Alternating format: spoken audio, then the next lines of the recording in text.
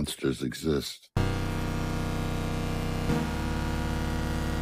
Ancient species owned this earth long before mankind, and if we keep our heads buried in the sand, they will take it back.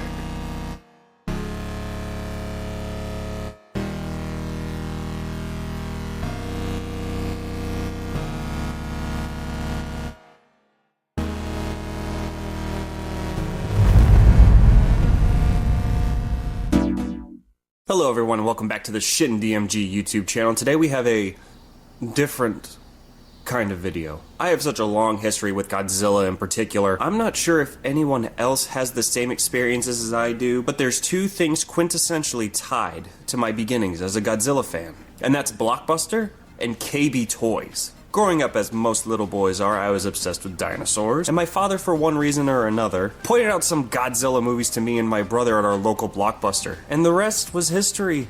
So Dad, if you're watching this is all your fault. If anyone remembers KB Toys, it was basically a smaller version of Toys R Us, but I personally remember finding way cooler stuff there, including a whole bunch of Godzilla soft vinyl figures. My appreciation for the series continued as more classic suitmation movies came out throughout the years. One of my favorites to this day is GMK. All of the monster designs in there were just chef's kiss, and the story was one of the best since the original. Then came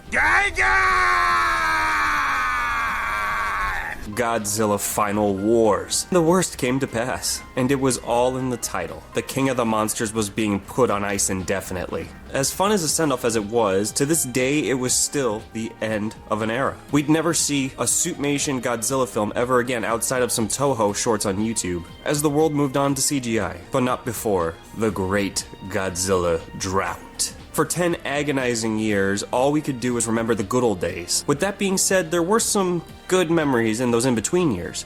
Long summer days over at friends' houses playing the Pipeworks Godzilla games, but time marched on, and a boy became an angsty teenager. I traded in my brother's hand-me-downs for an Invader Zim t-shirt and a pair of Domo fingerless gloves.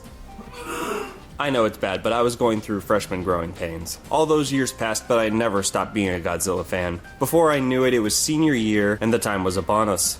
2014 Godzilla. The hype was unreal. I was so unbelievably excited. And then kinda disappointed. We all know there wasn't much Godzilla in Godzilla, and killing off Hal was a crime against cinema. The year's 2017, Toho is back in the Godzilla ring, and at the helm was the creator of Evangelion, Hideaki Anno. I had no idea what that anime was at the time, but I knew from the brief glimpses that were online, it was going to be something special. Godzilla looked horrifying.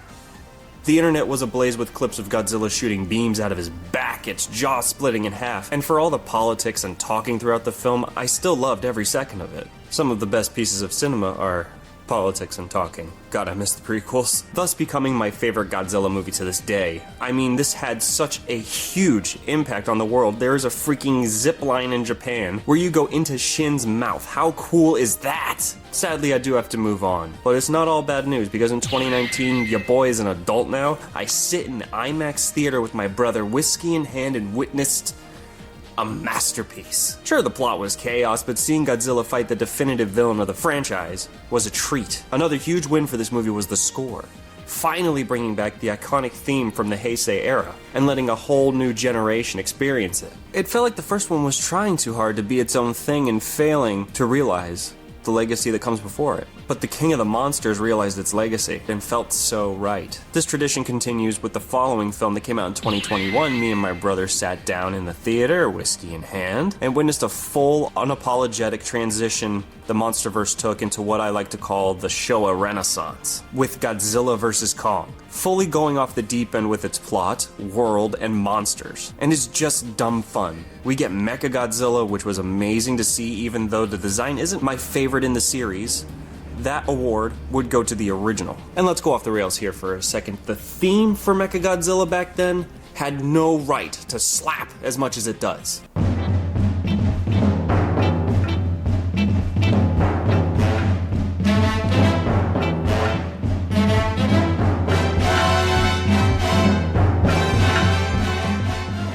Anyways, then there was Monarch, and honestly, I couldn't tell you a thing that happened in it. It was pretty forgettable. That low would soon be snuffed out because Toho would be back again, and this time, the whole world would notice. 2023. And it was game over for Hollywood. With a margin of an American budget, Godzilla beat out everyone and got the Oscar for Best Visual Effects, along with a metric ton of Japanese Academy Awards. Its story and score brought me to tears every time I saw it in theaters. And how many times did I see it, you might be wondering? 7.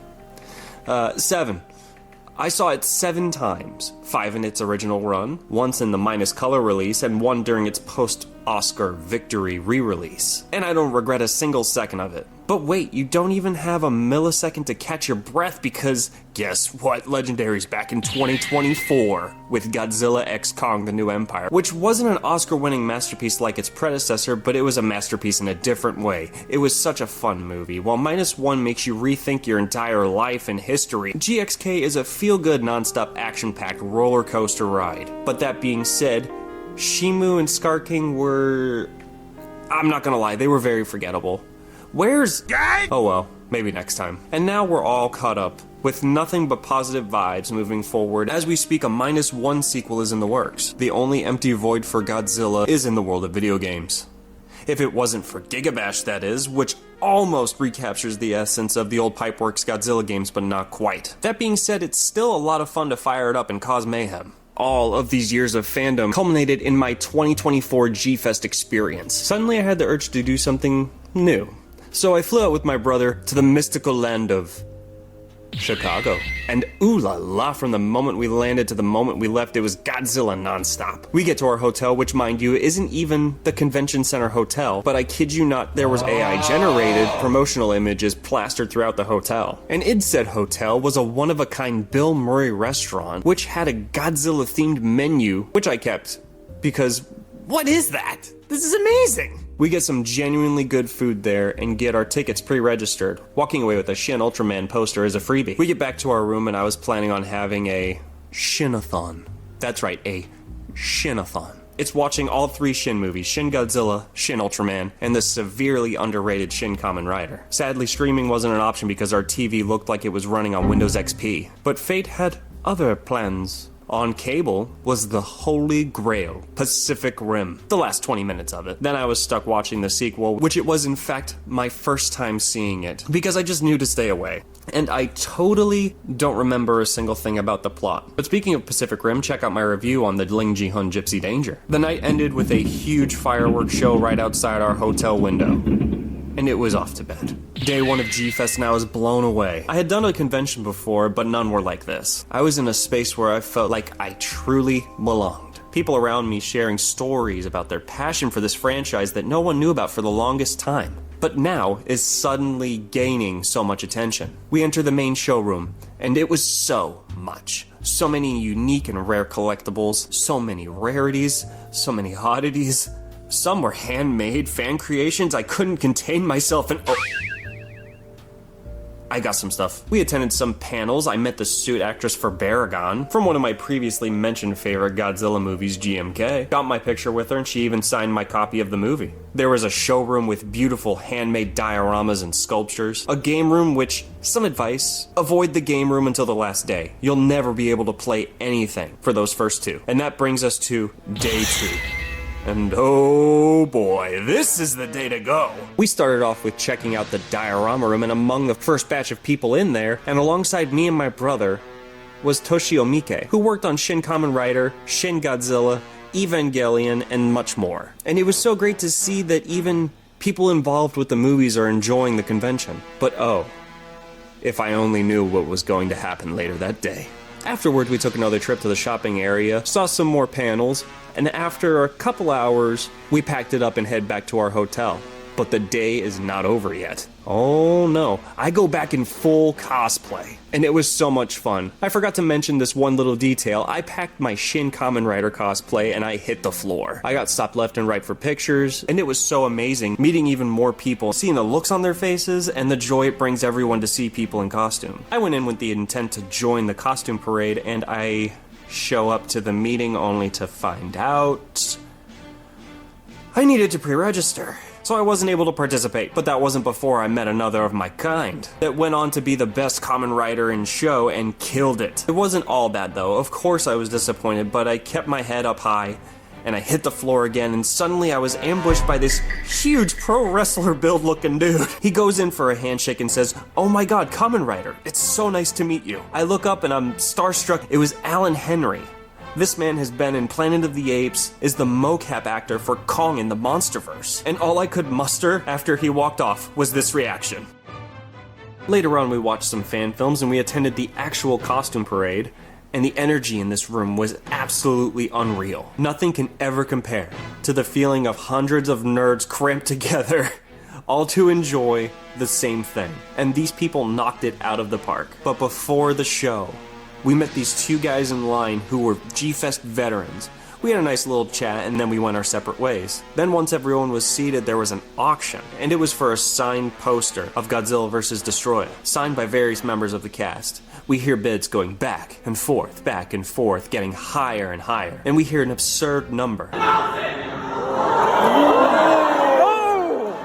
We look over, and we see it's the guys from earlier, and they went on to win the bidding war. Onto the show, and what a show it was. So much talent and passion went into these costumes. We all knew who the winner would be the moment we saw this.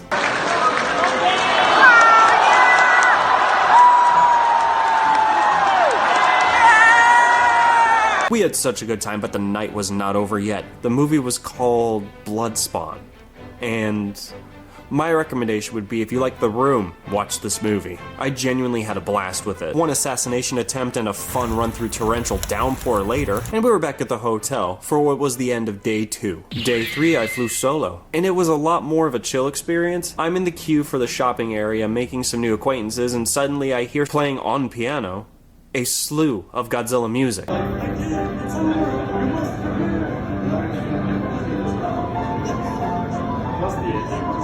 I finally got to enjoy the game room, went to some panels, looked around in the shopping center, went back to my hotel, ate a Godzilla burger at the Bill Murray restaurant, and called it a day. The following morning, me and my brother hopped onto our flight, and I couldn't be more grateful for that whole experience. The convention was about a whole bunch of people coming together, making friends that were out there all along when we all felt so alone. There's a community and a place where you can unashamedly be yourself truly. And that place for me is Gfest. It felt like the culmination of years of fandom, and if you're hesitant to go, do yourself a favor and just go for it. Ever since then, I've been hooked on conventions, going whenever I can, most recently attending TFCon, which was also an amazing experience. Little did I know a few months after attending these conventions, I'd be receiving Godzilla and Transformers products for free, and doing something I've always wanted to, and reviewing them on here.